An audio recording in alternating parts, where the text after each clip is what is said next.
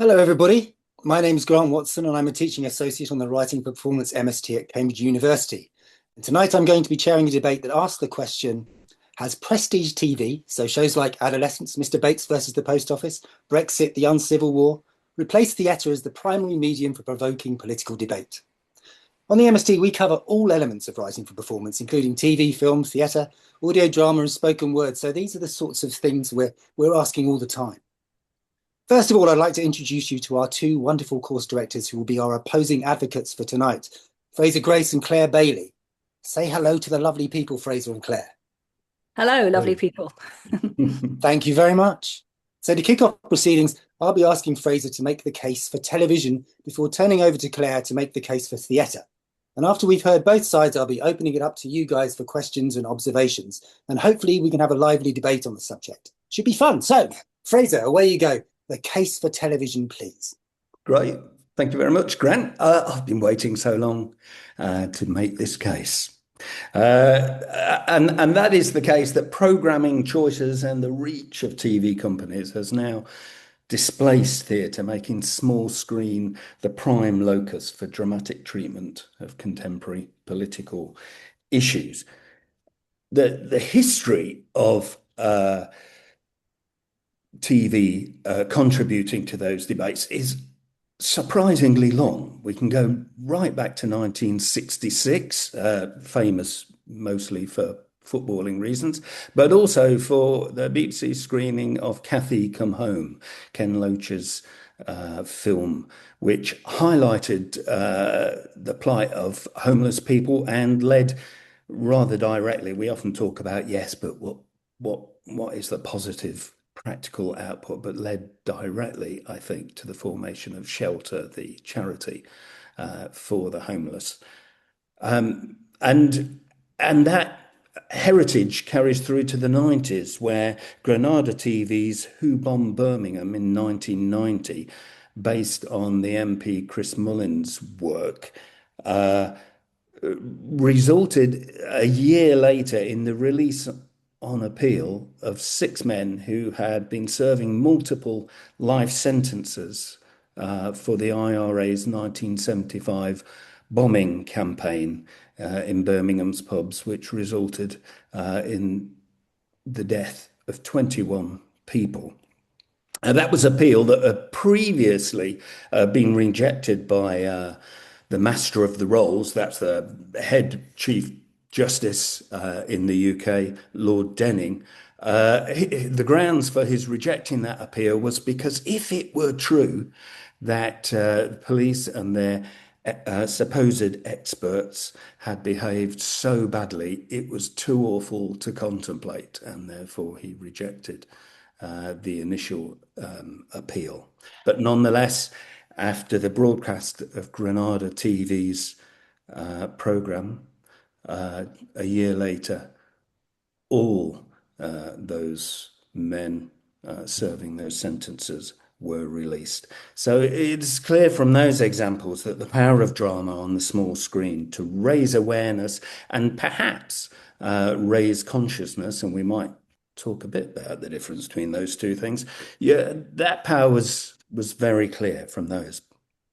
But let's talk about now. In the UK, recently, we've had a kind of what I can only describe as a rash of TV programs which have directly addressed political issues of the day. I'm going to group them into, for simplicity's sake, kind of two lots.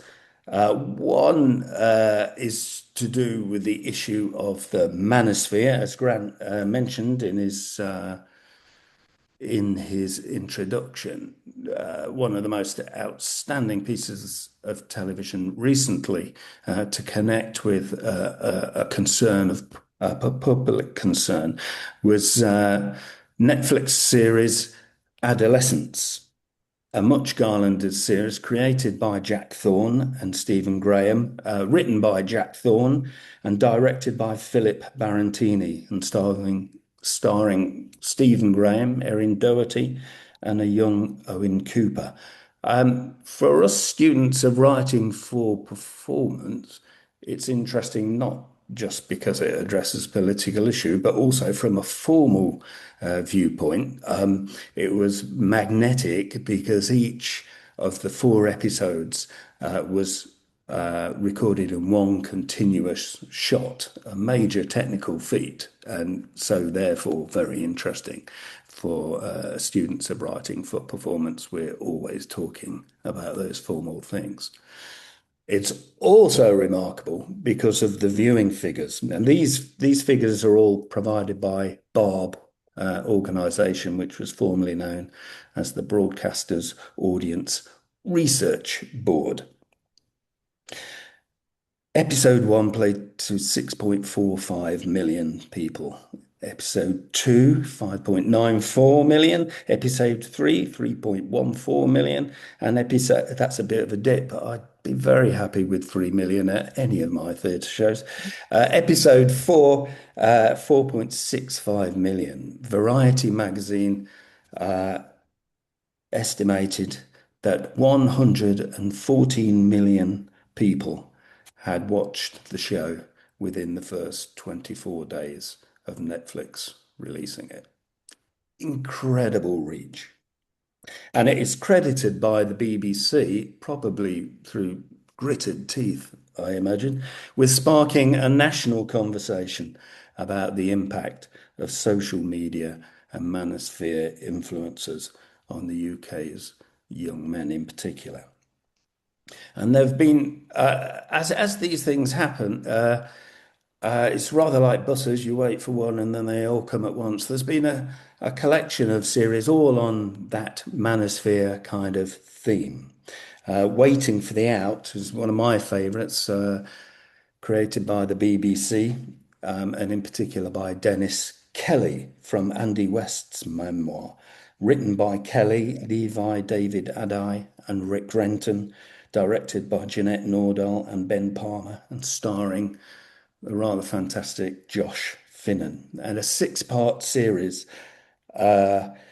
was about a young guy who finds himself teaching philosophy in a prison and also dealing with his mounting anxieties, the mounting anxieties of his own, and raises all sorts of questions of what it means to be a man in the world.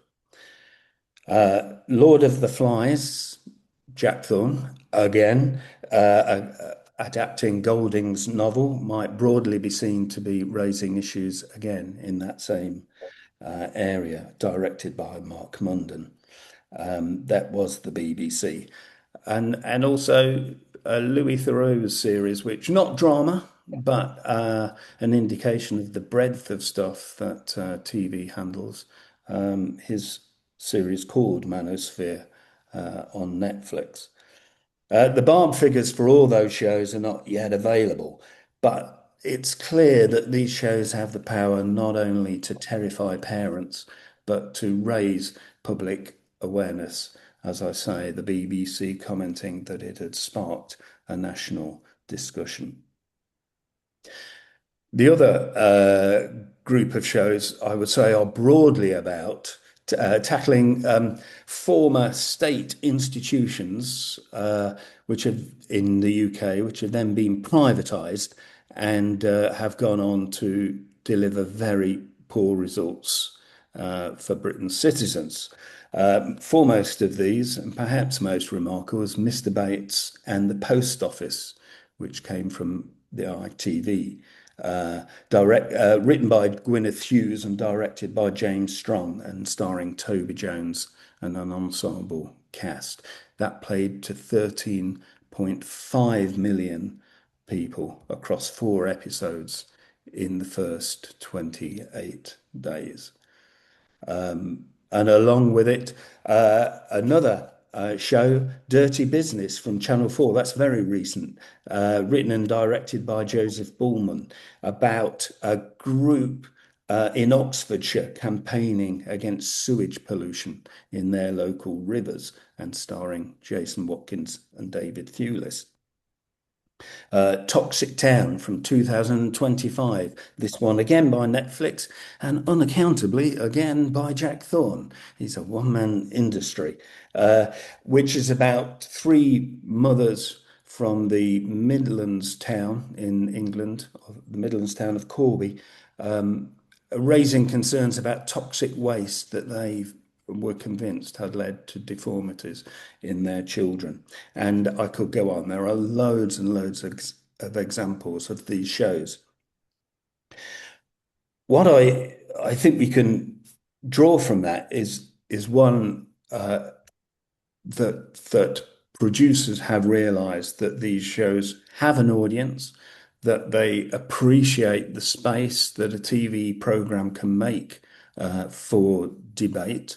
Uh, and the other trend is actually that the streaming companies are beginning to really outstrip the terrestrial or linear TV companies because of the budgets that they can bring. Jack Thorne is on record as saying that one of the scenes in Adolescence, which involved a fire alarm going off and used 300 extras employed over 10 days.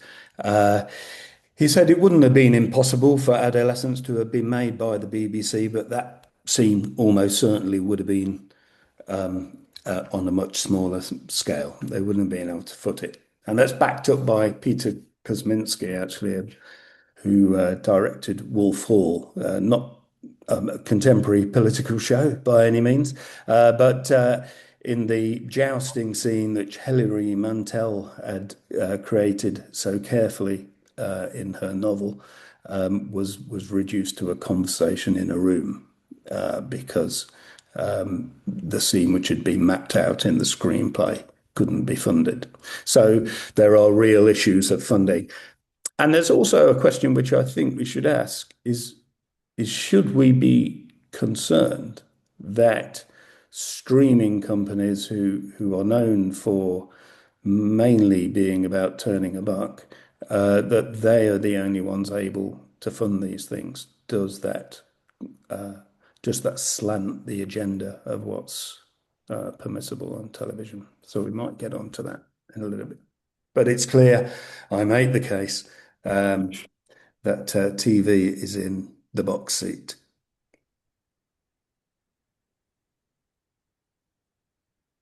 Grant, you're on mute.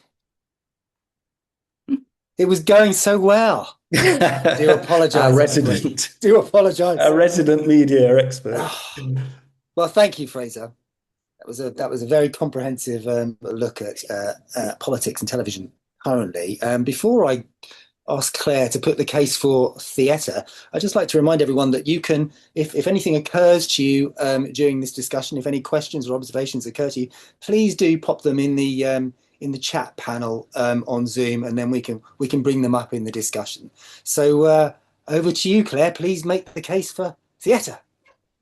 Well, thank you, Grant, and thank you, Fraser. And you cannot argue with the viewing numbers compared to theatre. But what I would say is that, as we increasingly live our lives mediated through screens, through social media. I've been on holiday recently, and we got used to the sight of people walking through beautiful Italian towns, sort of just filming, not looking at the town, but looking at their screen as they filmed it instead of existing in the space. There was a recent report which showed that, and they think it's connected with this kind of fragmentation and individuation of our lives, that people are no longer sort of joining trade unions. They're no longer volunteering for kind of collective or organizations for things like the Scouts and the Guides, charity shops. The collective experience is becoming more and more rare. And so that the very act of going to the theatre with a bunch of strangers and sitting in the dark for a couple of hours is in itself becoming almost like a political act. And I think a lot of young people that I teach, sort of undergraduate levels, in their teenagers, 20s, early 20s. They find it a sort of a joy to be in that collective space, to be forced to turn off the phone and silence the notifications, to be present and embodied and in the presence of live actors in that space, and to witness something actually happening before your eyes, which is unique, which will never happen again in the same way, which can't be replayed or rerun or edited. It is there. It's ephemeral. It's real.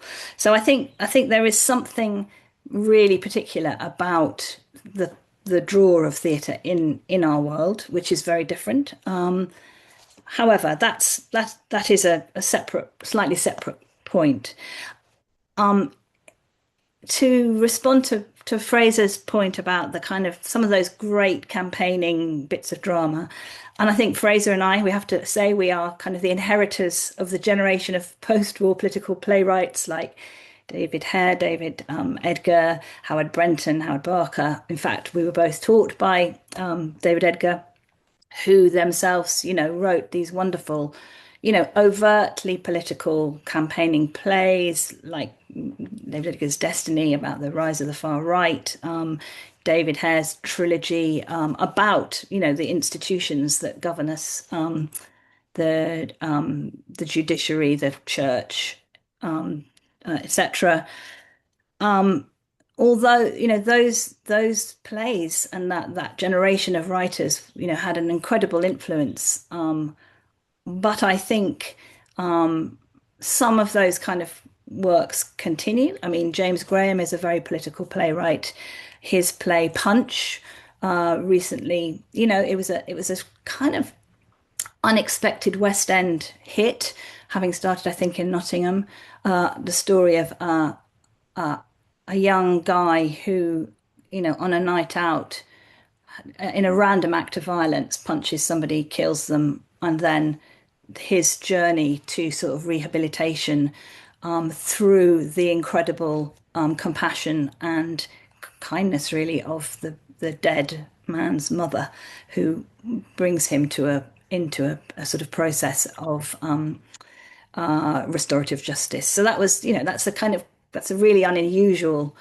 You can imagine that as a TV drama, but actually it worked amazingly on stage and was hugely successful in the West End as well as in the regions. Beth Steele's play Till the Stars Come Down. Again, it started at the National, it went into the West End. On one level, it's a story of a wedding day that goes horribly wrong, but underneath it of course is a play about racism and the kind of the need for us to confront it in within our own families and within our own lives. There are other plays. There are other plays which are still doing that kind of, can I say, old school political kind of theatre. Recently at the Arcola, there's been Ukraine Unbroken, a series of short plays about the Ukraine war, and A Grain of Sand, a one-woman play weaving kind of Palestinian stories through a monologue through the eyes of a child in wartime. So that is still happening. But I wonder whether perhaps the way that theatre is political now is changing. So it's not so much addressing issues sort of face on, but it is addressing the way we live and reflecting our world back to us in a really challenging and interesting and provocative way. So, to respond to what Fraser said about the manosphere, there have been a number of plays which have also addressed that issue. I mean, I think Punch sort of does that in a way. It's sort of about masculinity. But also Robert Icke did a play at the Royal Court about Raoul Moat. That was controversial in some ways, but that was definitely what it was addressing. And I've seen a number of plays this spring, really, since January, which are very much seem to be about relationships between men and women. And actually, what they're doing is they're they're doing the sort of opposite. They're presenting how relationships between men and women can be loving and tender and challenging and argumentative, but ultimately sort of supportive. So from Lost Atoms, the Anna Jordan play about a relationship which actually, by the end, the relationship ends, but it's not a, it's a sort of, it feels that we see the sort of mechanics of how those two people come to love each other and then fall out of love.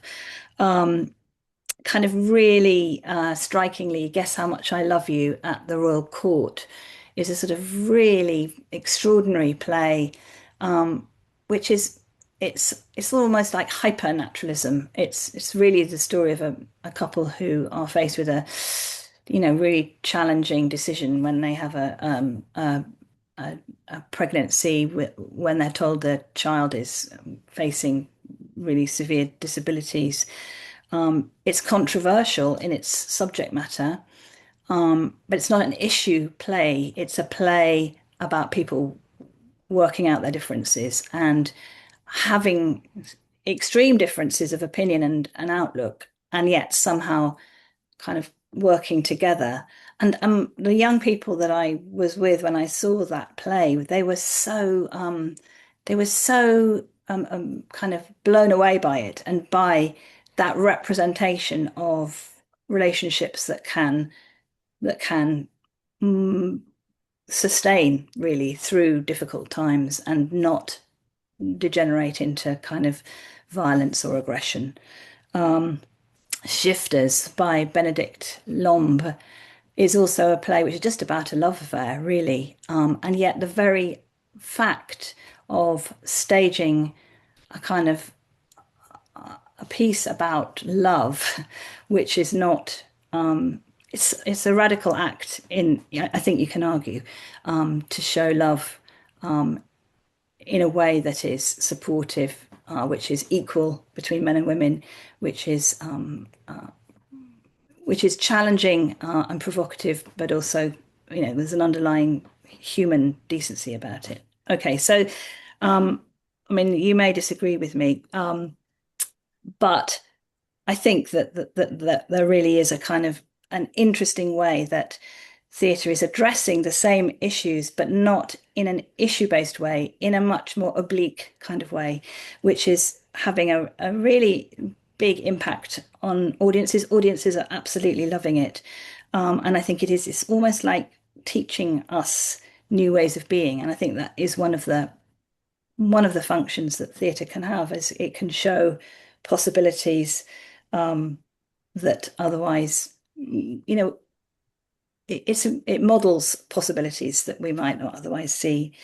Then there is also the fact that theatre, TV is a completely naturalistic medium. It has to be, and theatre is not. Theatre is a metaphorical art form. We see the characters on the stage. We know they're not real. We believe in them. We care for them. We love them. And I think that just as, you could say that is Waiting for Godot a political play? It's not overtly political, but it is showing us something really profound about our human condition and the state. I mean, that play was written in, post-war, immediate post-war period, 56, I think it is, and it's of its time. It shows people their lives at that time, and I think that's also happening in theatre. So I went to see an extraordinary play again at the Royal Court, The Shitheads, recently, which is set in the Stone Age. It's about a group of cave dwellers who think that anybody who doesn't live in a cave is a shithead, and that they're stupid and they can't talk. And it's a wonderful, strange, absurd parable for the divided times we live in. And it's very funny. It has giant puppets of elks and things like that. But ultimately, I think it is really addressing the place that we're in now, this place where we kind of have suspicion of outsiders and people who are not like us, and we don't question our own prejudices and bigotries.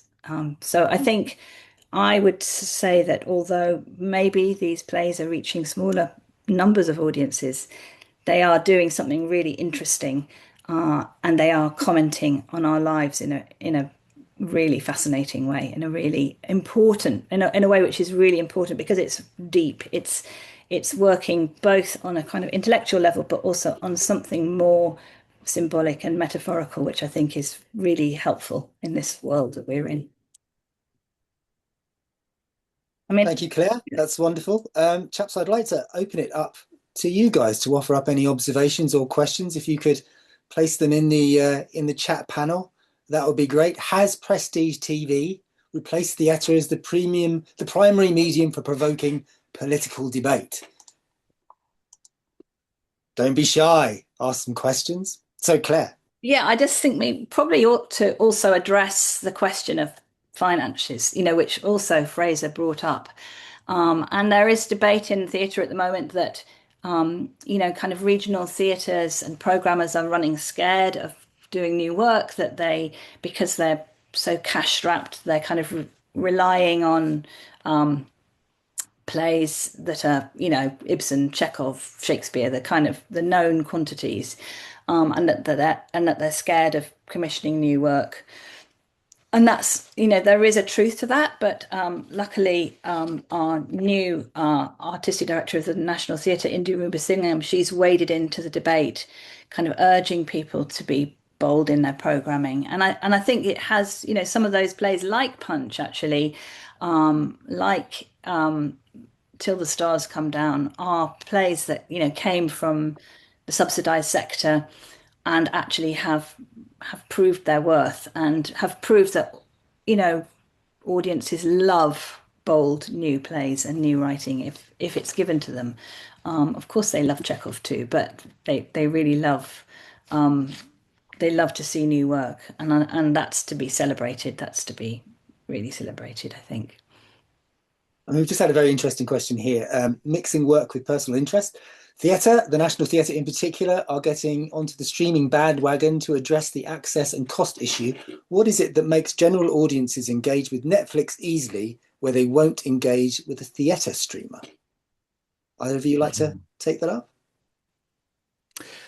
Well, I'm probably batting for the wrong side now, but what I would say is that didn't take long, did it? I, what I would say is yeah, Brett talks about trying to interrupt the sort of ceaseless flow of experience, and what I would say is that a lot of TV drama is about engaging you emotionally and carrying you through. So you kind of lose yourself in the thing. And Brecht was actually trying to do the opposite in a way. He was trying to interrupt that flow to make you see how the system, however you define that, whatever system you're looking at, how the system works and what your place is in it is, and what alternative choices you might have about just going along with it and fulfilling your role. And that is sort of linking to that, and I think it links to Claire's point that she's just said, and we might draw that out even more and say that actually what theatre is better at is making its audience. It is helping an audience to view things in a critical light and become active and not passive consumers of a story, but active questioners. And that actually that doesn't require a lot of budget necessarily. That those theatrical techniques which theatre's been doing for years and years, because it can break the story in a way which, as Claire said, most TV is very naturalistic and you are following an emotional journey of absorption, and actually theatre's better at breaking that story and making you look at it from a different angle. Yes, but and also it is more demanding, and maybe that's why there is, the reluctance for people to engage in streamed theatre as opposed to Netflix. Maybe it is because theatre is trying to challenge you to think.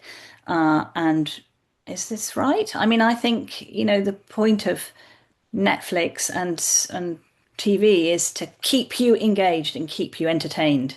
And that's a very attractive proposition when you're on your sofa at home.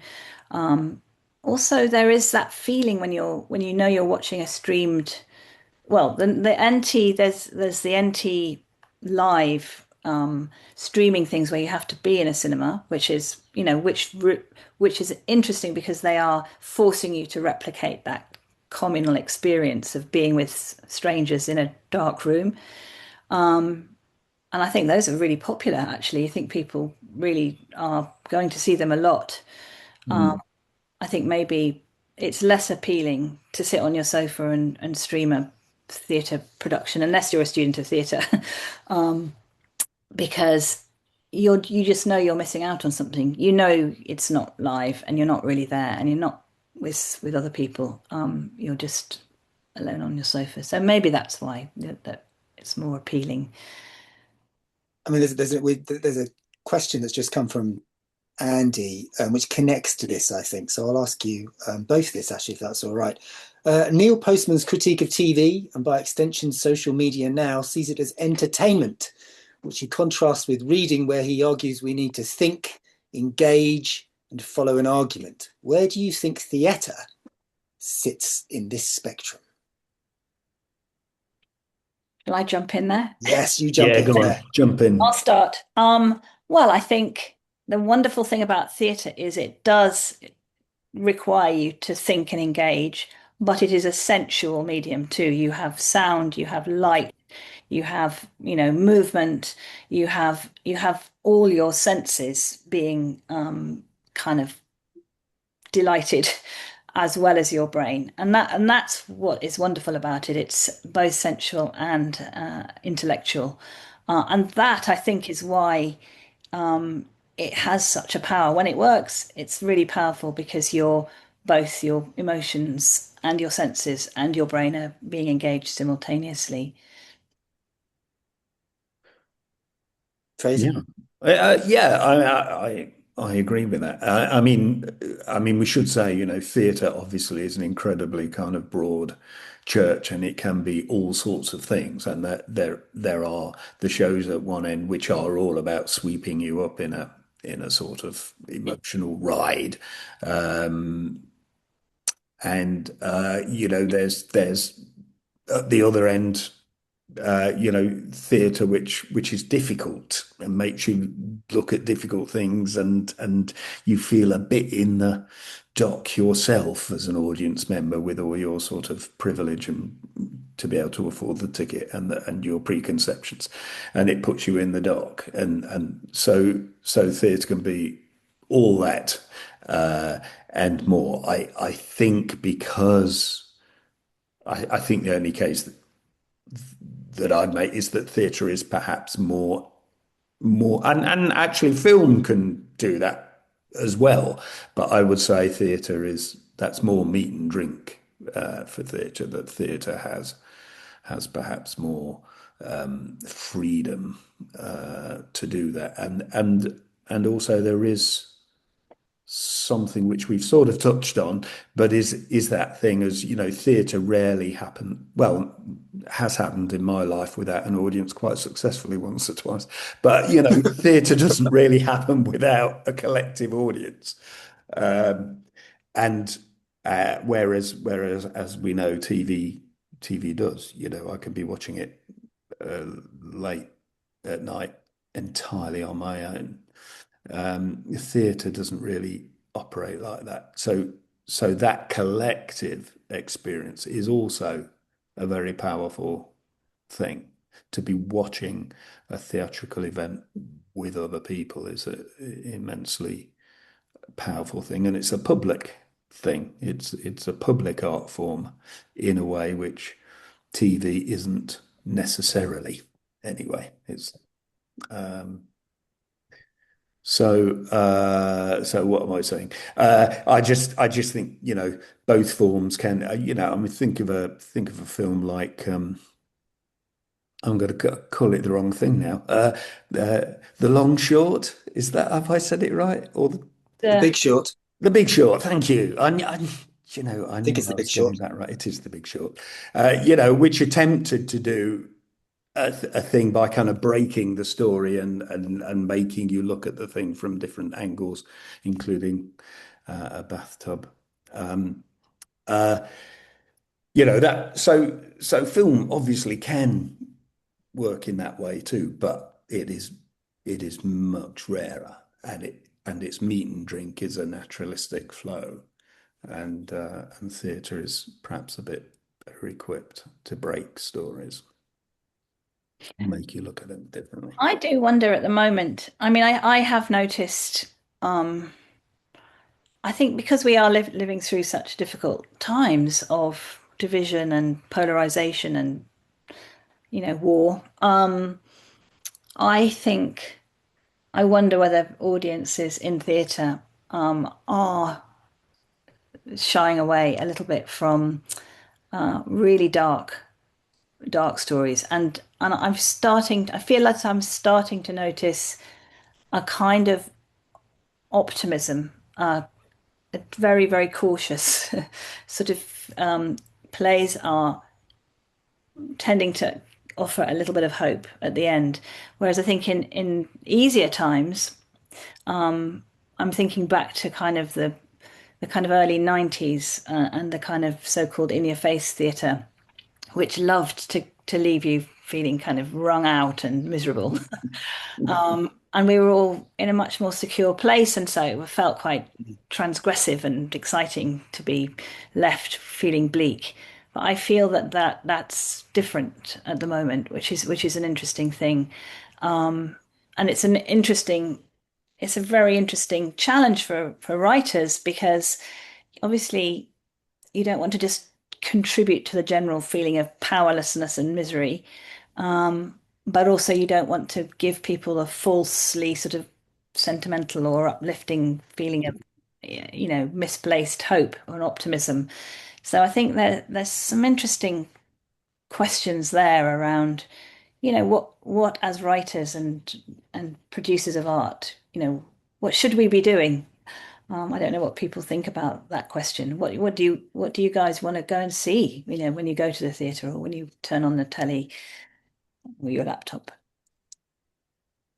I mean, I'd be rather interested in asking you two, since we have two captive playwrights sitting here, how you approach it as writers. What kind of stories did you want to tell when perhaps you first started your careers with, did you want to tell, were you thinking about implicitly political stories that you wanted to tell? Was it a story just occurred to you that you needed to put on the page? I mean, we often think about, I think about theatre particularly, and there's one side of it which is the West End musical side of things, which is a very commercial kind of theatre. But the theatre that I think most writers come up through is kind of intrinsically political, isn't it? Or intrinsically has that at its heart. I mean, what do you guys think about that? That that when you start with the first time that you want to write something, you're thinking about saying something to an audience. Craig, do you want to? Yeah, I mean, I think I've often sort of been referred to as a political playwright, and probably it's sort of quite hard to deny, but I never really thought of it like that. I always I always as a writer, I was always interested in writing about worlds I didn't know anything about, and I'd read social sciences as an undergraduate, and and I think that formed my kind of thinking. I'm always thinking about the individual against, or at least in the context of their society, and if society is bad, what is it in the individual that enables them to sort of live against the flow? So I didn't.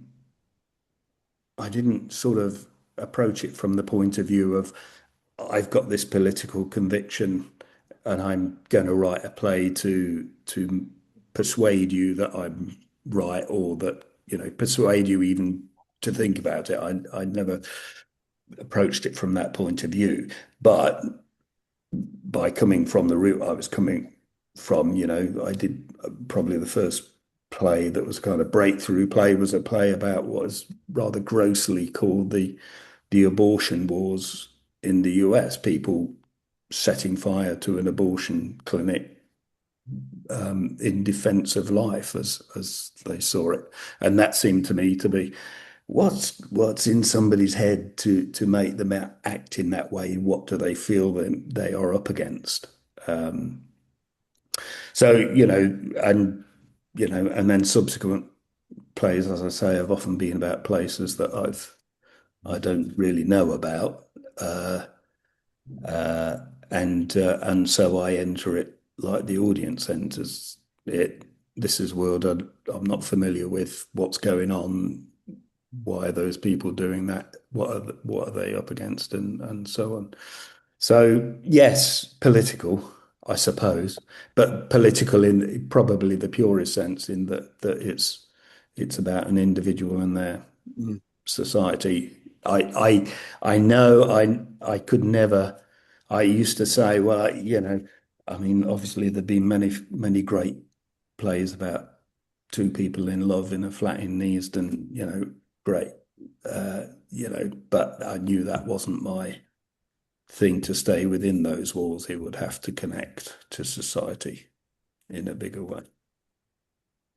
Thanks, Fraser. And what about you, Claire? Because I would have said that you were quite a political playwright in your time. Yes, You have I been. think so. I think you know, my first play was kind of came about because I was encountering people, this is a long time ago, but encountering people who, were seeking political asylum in the UK and were being, held for years and years in sort of suspense, not knowing what was going to happen to them. And I just couldn't believe, hearing their stories of how they arrived here. I just couldn't believe that people didn't know that that was going on. And so that was the play called Northern Lights that was I wrote about that, and then I was commissioned to write The Container, which was very, very specifically an attempt to just humanize that story, which was in the news a lot, and even then, back in 2007, generating, hostile headlines. And I just felt, I mean, I perhaps naively felt, if people could just actually understand who these people were, and that they were people, and that they had, they were what they were coming from and why, then they would feel differently about it. That story is, continues to this day, and I think it's pretty depressing how much attitudes have hardened. But I think, yeah, I think I kind of my underlying kind of interest when writing plays is to, just show the human story behind the kind of headliney type way that some things are presented. So I just feel that theatre, when it works well, it gives you a sort of understanding and empathy for people whose lives you wouldn't otherwise understand or empathize with, and that's a really powerful thing. And it's just human. It's humanizing stories, really. I think is what Mm. interests me, yeah, above all. Hmm. I think you put that really well, Claire, because that impulse for yourself to understand, you know, Yes. okay, what is going to understand, and then also that thought that you said, I can't believe people don't know this is going on, and that I recognise that as well, that desire um, to go into that world yourself and understand, but then also to be able to sort of lead other people into it to raise people's understanding or awareness of that world.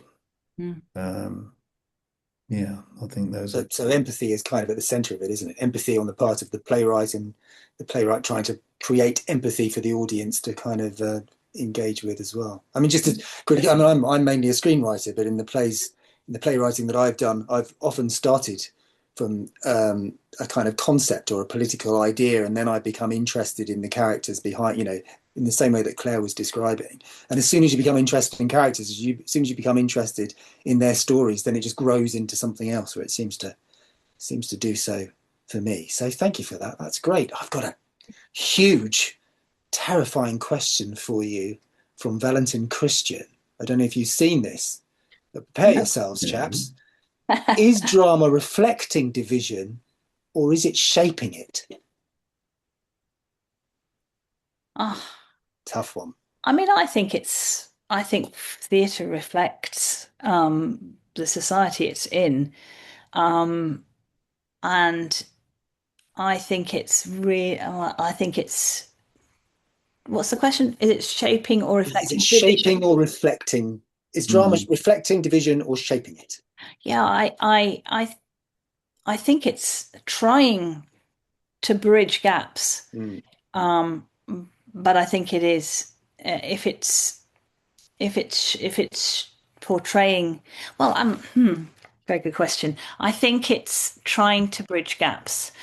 So maybe it is trying to offer solutions to some extent, but it inevitably also does reflect what is there. So, in Beth Steele's play "Till the Stars Come Down," it does have to represent a very ugly and violent incident of kind of xenophobia, but it does that to reflect it back to us as a an offer to help us to really think about that and really think about our part in that.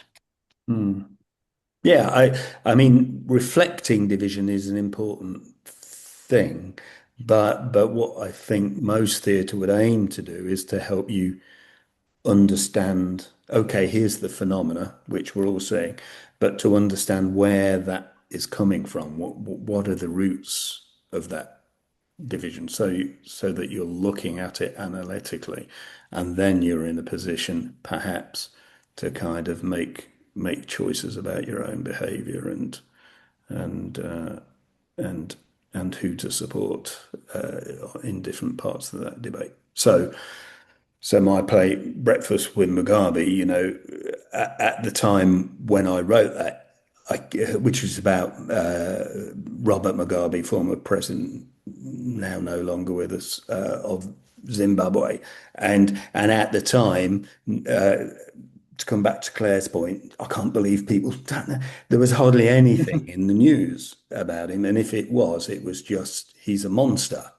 And clearly there was a lot of monstrosity on show in news and whatever. Um, but but you have to, I always say, monsters are not born, they're made. So what has made this man a monster? When he first came on the scene, he seemed like he was a liberation leader and talked about establishing a rainbow society after independence, of all people, where everyone would have a part to play. And within a couple of 3 years, he was massacring his political enemies. So what has formed that person? What has made him? And I Zimbabwe is an ex-British colony. So what was it about the colonizing power that sowed the seeds of that corruption? And then you start to. So I think theatre is always, yes, not saying that the monstrosity isn't there, but what's behind it? Where does this come from? Where have we allowed this to find a seed? And the same would be true of the manosphere, horrendous things that we see that hit the headlines. But why is that whole kind of ideology so attractive to young men? What haven't we done for those young men as a society? that's led them to be so vulnerable to that, and to prefer that as a doctrine than the ones we believe in.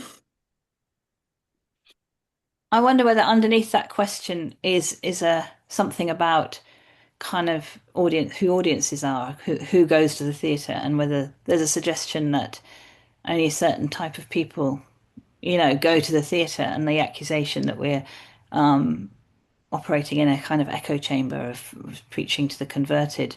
And I think if that is, what's behind that question, then I think theatres are really genuinely trying to bridge that divide. I think a lot of theatres are really trying to think how to attract audiences of all political spectrums, and not just, I think that's partly why there is a sort of hesitation to sort of commission and produce the kind of left wing David Hare, David Edgar type of plays, which we now think of as, for one certain kind of audience and not another. The Royal Court, David Byrne at the Royal Court has sort of explicitly said he wants to, he wants to put on plays that, you know, people will come away not quite knowing what they think about them, and having to process it themselves. So I don't know whether that's what you meant by that question, but I think that is something that's um, being addressed in theatre, actually. Okay, we have another question. Do you chaps have a pet topic that you'd like to break out into the public consciousness in the same way as Adolescence or Mr. Bates, either written by yourself or by a favourite writer? Desert Island, political, theatre, and television. What would you like to do? Or what would you like to see? Wow. Or I I'm very um, interested at the moment in I don't know. I'm kind of interested in how well, so my play for Radio 4 Snares, that was sort of a play about how do we deal with it when we discover that people we love and are close to have very, very different beliefs to us. And I think in the past, we've assumed that all our friends believe the same kind of things, and that's increasingly not possible. And so I think that's the subject that I keep wanting to come back to is, how far do we have to challenge our friends and confront them and stand by what we believe and, you know, kind of argue the case, and how much is it actually really important to kind of extend that hand of friendship and acknowledge difference and agree to disagree, where and when does that become appeasement, and and at what point do we have to fight for the rights that we have, that previous generations have fought for? How far do we have? When do we start really having to fight to defend them? Which I think that's a subject that I think is quite topical. Hmm. Sounds good, Fraser. Claire. Any The political contract's in the preoccupations, post. Fraser? Very good. Well, actually, I think there's unfinished business that with what the COVID crisis showed us about ourselves and about our societies. I was in China actually when it all kicked off and had to hurriedly fly from the country. So I sort of saw it kind of from the beginning, from a British perspective. It was, and I think there are things that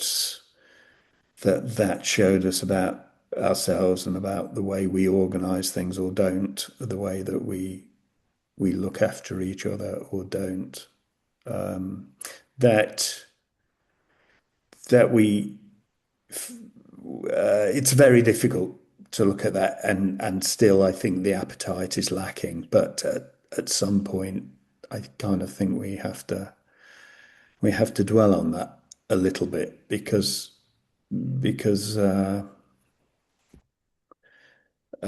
repeat scenarios are almost certainly,